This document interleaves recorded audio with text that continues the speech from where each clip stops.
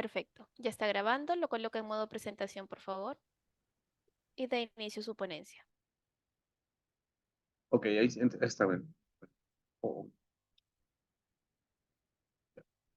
ya.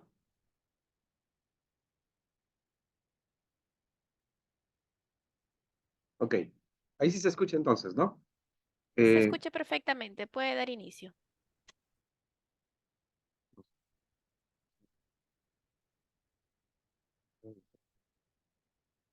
bueno. Ok, el tema a continuación para abordar, estimados profesionales de la salud, es estudio e iniciativa de la salud de la mujer, que es el estudio WHY, son los iniciales de un estudio que en Norteamérica se llevó a cabo, muy importante, de mucha trascendencia, de muchas controversias, y sobre todo que nació en la década del 90 y hasta la fecha no termina. Es un estudio que tiene varias aristas y se han acoplado a este estudio, a este ensayo cuasi perfecto. Ya vamos a ver el diseño metodológico, muchos otros ensayos o estudios que a veces coinciden o a veces pues contradicen a este estudio que es muy importante. Y básicamente está enmarcado en el contexto de una etapa fisiológica de la mujer que es la menopausia. Así que estando en la sala, pues no solamente con médicos, con técnicos, con enfermera, con obstetras, con otros profesionales de la salud, creo que casi todos tenemos un familiar que quizá esté padeciendo con esta patología y es importante tomar en cuenta o conocerlo un poco más y ver pues cuál ha sido la historia de estos estudios a lo largo de la década de los 90.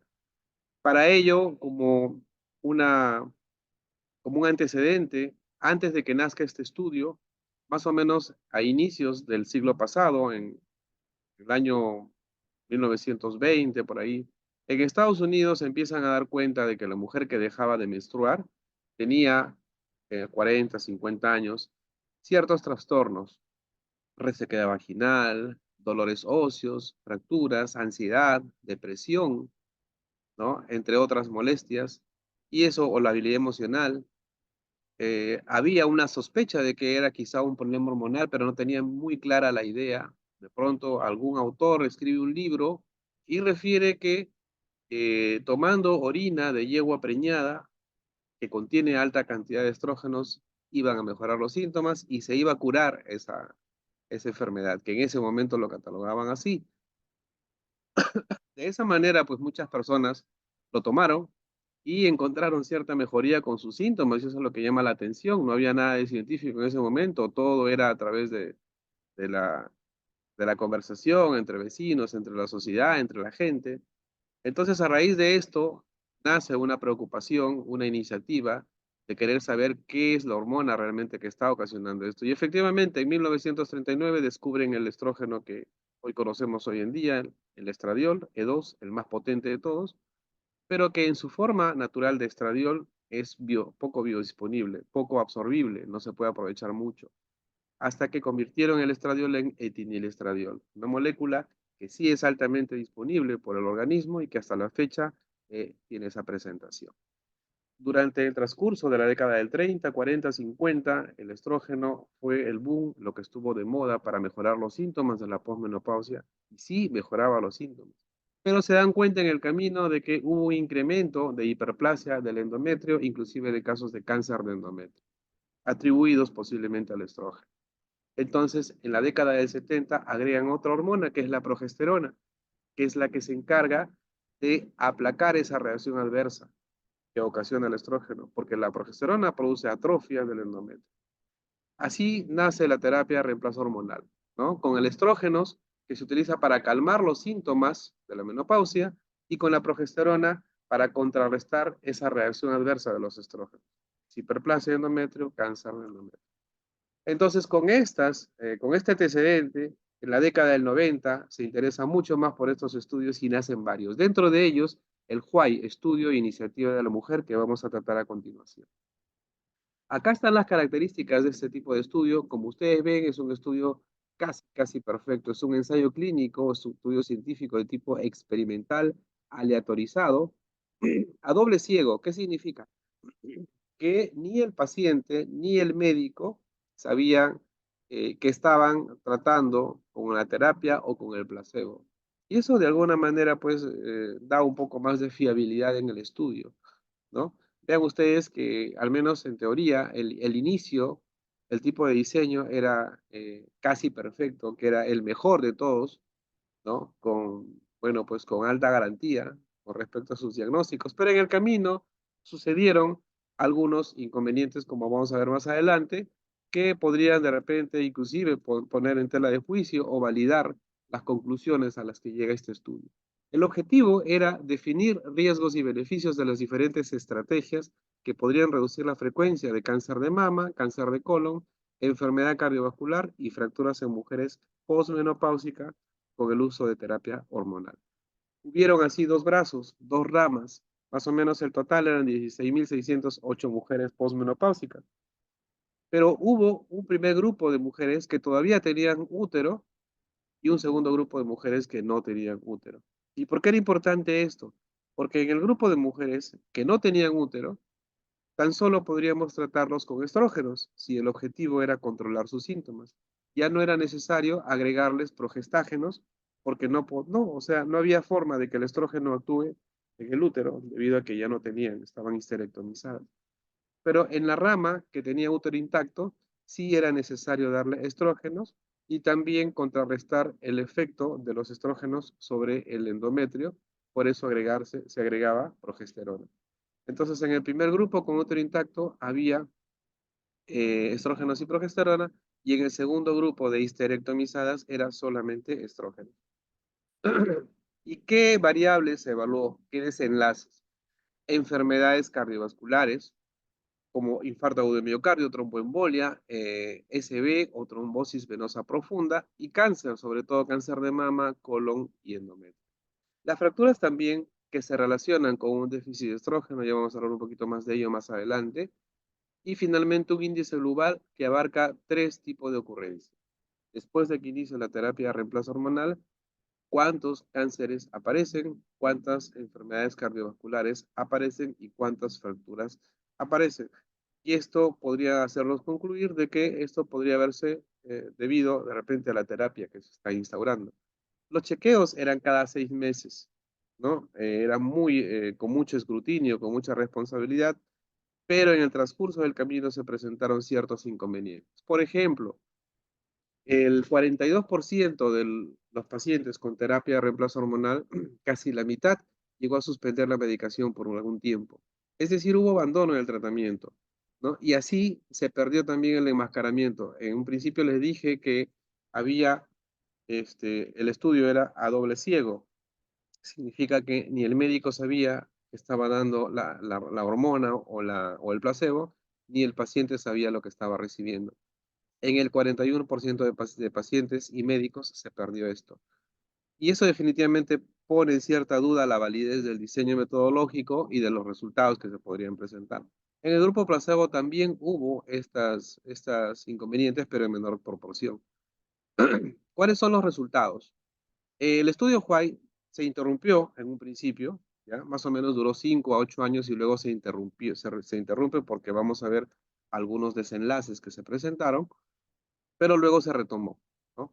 ¿Qué pasa? Dentro de los 5 años de estudio en la década del 90, al brazo que tenía estrógenos y progesterona, lograron ver incremento de enfermedad cardiovascular de tipo isquemia cerebral, tromboembolia pulmonar, cáncer de mama y de infarto de miocardio. El incremento era leve, pero los que eran tratados solamente con estrógenos, había un incremento de enfermedad cerebrovascular, de tromboembolia pulmonar, pero una reducción de cáncer de mama y una reducción de infarto. Sin embargo, esta reducción de cáncer de mama no era significativa, tanto para estrógenos como para progestágeno el incremento.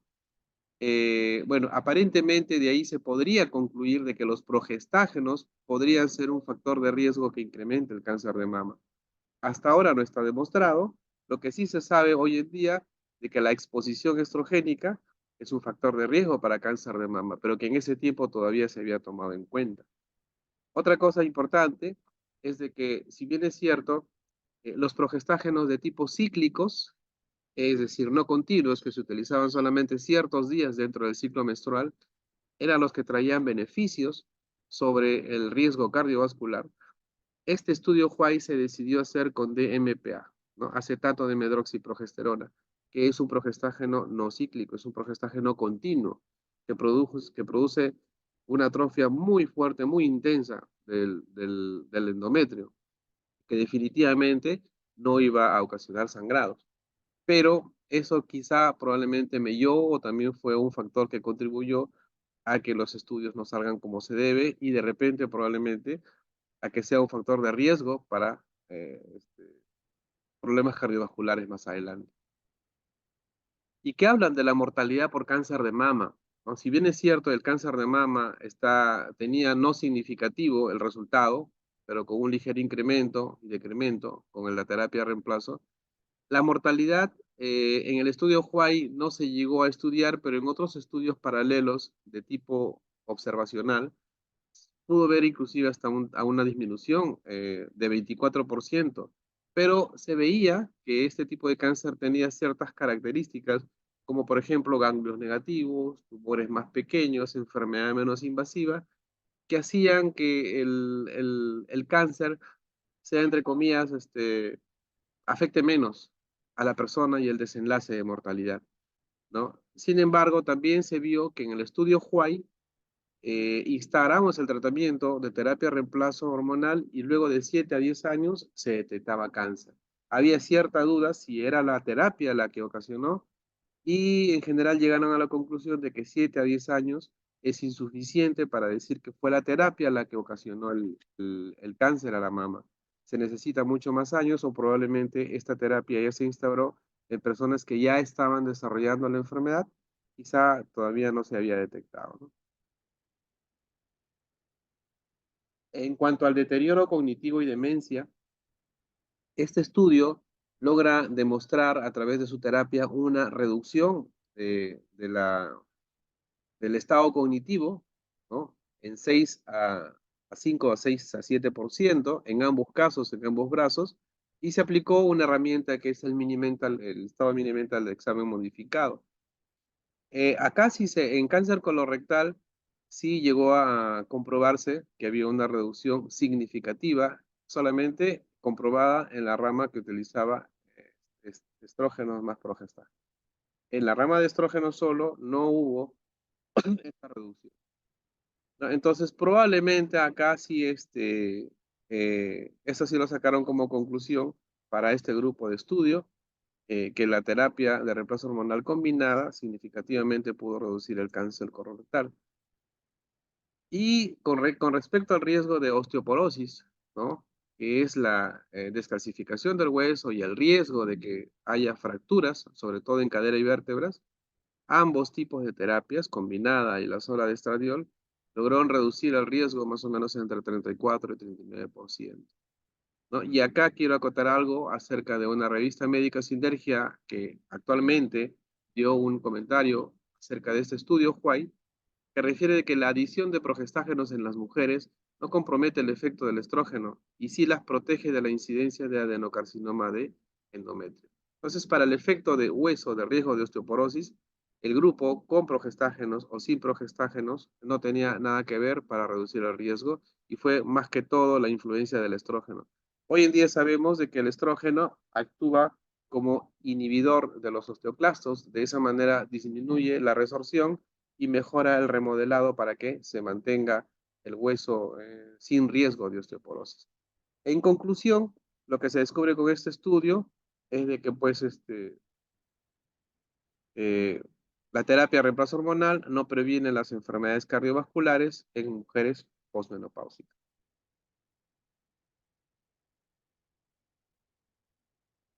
Acá un poco para hablar de los estrógenos.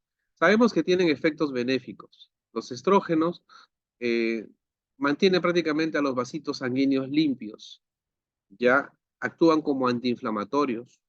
Por supuesto, también actúan desarrollando los caracteres sexuales secundarios, ¿sí? Pero a nivel arteriolar, actúan como antiinflamatorio, como antitrombótico y como vasodilatador, mejorando inclusive la perfusión tisular. Pero a cierta edad, esos entramos a la menopausia, que por lo general es alrededor de los 50 años, más o menos un año y medio en promedio, La menopausia se define no solamente como la ausencia de menstruación durante un año continuo, sino también como una hormona folículo estimulante mayor de 40.000 unidades por mililitro. Con esos dos criterios diagnósticos definimos menopausia. Entonces, una paciente que no menstrua un año continuo y que tiene FSH elevada, ya entró a menopausia. Y la posmenopausia es la menopausia a la que se agregan síntomas. Síntomas como vamos a ver más adelante, cardiovasculares, vegetativos, urogenitales. Entonces, en este transcurso ya cambia el efecto del estradiol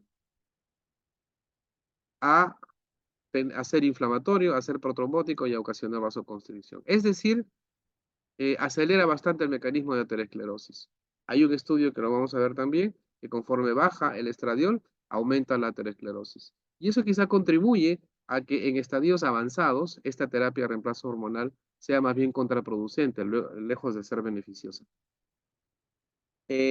Cuando hablamos de terapia de reemplazo hormonal, básicamente la tenemos en dos marcos, en el marco de anticoncepción y en el marco de manejo de síntomas posmenopáusicos. El tema que nos trae el día de hoy es manejo de síntomas posmenopáusicos, por eso es que en la siguiente diapositiva se encuentra, ya saben ustedes, el déficit primario acá es una insuficiencia del ovario. Como el ovario envejece, deja de estimular el folículo, no se forman ni estrógenos ni progesterona, y por el feedback negativo también las gonadotropinas empiezan a incrementarse tratando en un principio de querer compensar este efecto, pero no lo logran. Sin embargo, se va a ver una FSH elevada, ¿no? Entonces, ¿qué es lo que sucede acá? Eh, Se hace un estudio con respecto al tipo de progesterona que se utilizó. Como les comenté en el estudio Huay, utilizaron acetato de medroxiprogesterona, cuando lo más frecuente en ese momento, en la década de los 90, era utilizar progestágenos cíclicos.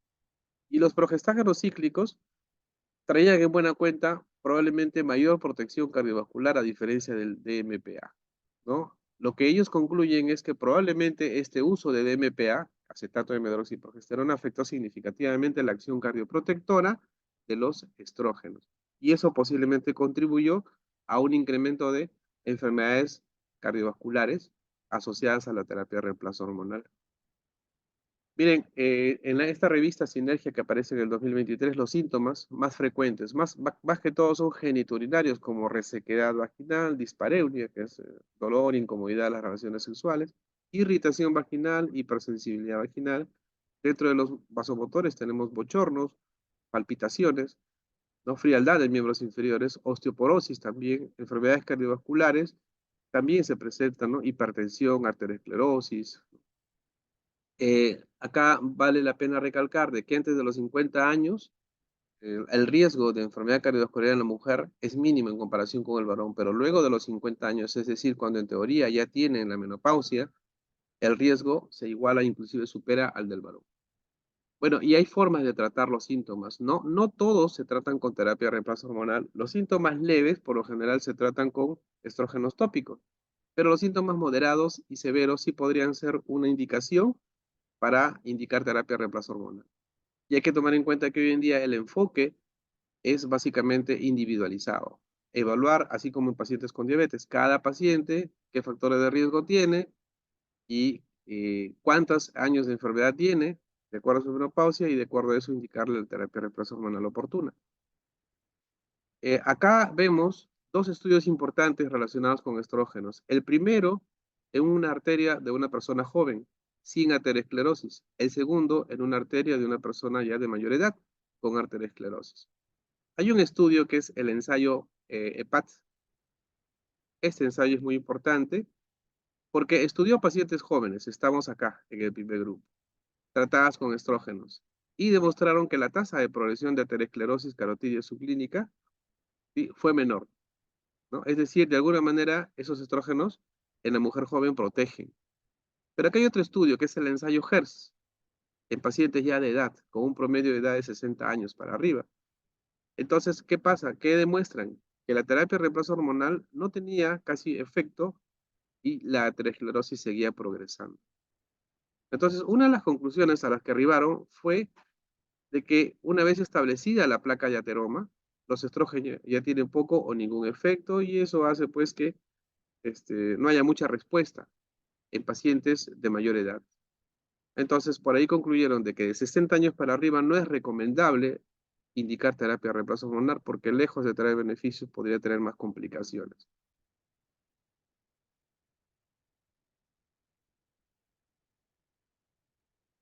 Ok, acá están los ensayos HERS, HWAI, PEPI y EPAT, ya en general, como un resumen. El HERS y el HWAI demostraron que no había beneficios cardioprotectores y que al contrario, había mayor riesgo cardiovascular, ¿sí? Y los otros estudios, PEPI y EPAT, demostraron que si los estrógenos se dan en pacientes más jóvenes entre 40 y 50 años, sí había muchos beneficios protectores, había menor riesgo cardiovascular. Entonces, este punto de partida hizo que finalmente, bueno, esta es una parte de donde se describe cada uno de los estudios, PEP y HERS, pero en la diapositiva anterior ya prácticamente está el resumen. Y acá es donde se concluye, miren ustedes, en la década del 90, en los estudios PEPI, HERS, WISE, como ya te les expliqué de manera detallada, por qué finalmente se interrumpen los estudios, porque había incremento de riesgo cardiovascular, pero esto lo hicieron en personas de edad, de 60 años para arriba.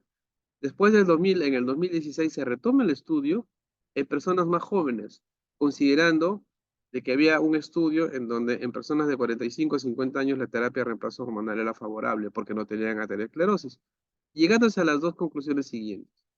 ¿Cuándo es ideal dar la terapia de reemplazo hormonal? Entre 50 y 59 años, la mortalidad por todas las causas, sí y solo disminuye, sí y solo si la terapia se instaura tempranamente y de 60 años al más no hubo diferencias. La conclusión finalmente es que la terapia de reemplazo hormonal en menores de 60 años o en los primeros 10 años de posmenopausia traería beneficios, debido a que, por lo general, en estas pacientes aún no hay autoesclerosis definida, como para que empeore más el cuadro o el riesgo cardiovascular al instaurarle a nosotros la terapia de reemplazo hormonal. Y acá hay un estudio ya, en donde vean ustedes el grosor de la capa media de la arteria, ¿no? En una paciente que está pues expuesta a más años de enfermedad, de posmenopausia, mire, de manera directa sube, ¿no? Y el grosor también sube conforme se incrementan los síntomas y los años de posmenopausia. En cambio acá, el grosor disminuye porque se da la terapia de reemplazo hormonal en personas más jóvenes y a pesar de que la menopausia sigue su curso, pero el grosor de la carótida disminuye y eso hace que haya mayor beneficio. Esa brecha positiva hace que podamos nosotros concluir de que la administración de terapia de reemplazo hormonal es beneficiosa para la salud de mujeres que están a punto de entrar a la menopausia o que han entrado recientemente. El punto de corte es de 10 años, que es lo que actualmente se está tratando. Bueno, y acá ya pues es un estudio de la Revista de México, en donde concluye también a través quizá de una crítica con respecto al estudio Huay. Los estudios actuales sugieren el tratamiento individual con dosis baja de estrógeno y el uso de menor tiempo posible, pero implican riesgos que deben ser informados para determinar si los beneficios son mayores. La terapia hormonal es aceptable y segura en mujeres sanas al final de la quinta década de vida o dentro de los primeros 10 años de iniciar la menopausa. Ahí están los dos criterios, ¿eh? El manejo hormonal debe ser individualizado sobre riesgos y beneficios basados en nuevas recomendaciones. En conclusión, la terapia tiene que ser individualizada tomando en cuenta esos dos criterios que les acabo de mencionar y el estudio Sinergia, que también lo he mencionado en anteriores diapositivas, también secunda o respalda el tema del enfoque individualizado tomando en cuenta estos dos criterios, ¿no? Tiempo de enfermedad menor de 10 años o la paciente menor de 60 años. Sin embargo, también parte de su conclusión es de que el estudio Huay seguirá siendo pues algo polémico con respecto a sus resultados, ¿no? Pero no deben de dejarse de continuar los estudios porque por ahí existe un término que se llama ventana de oportunidad, que es trabajar con los pacientes en base a evaluarlos a cada uno es diferente, tiene factores de riesgos distintos y una ventana de oportunidad diferentes para nosotros establecer de manera oportuna la terapia hormonal de reemplazo que le corresponde a cada uno. Bueno, esa era la presentación del día de hoy con respecto a este tema. Espero que haya sido claro. Si tienen alguna duda, estoy aquí para absolverlo.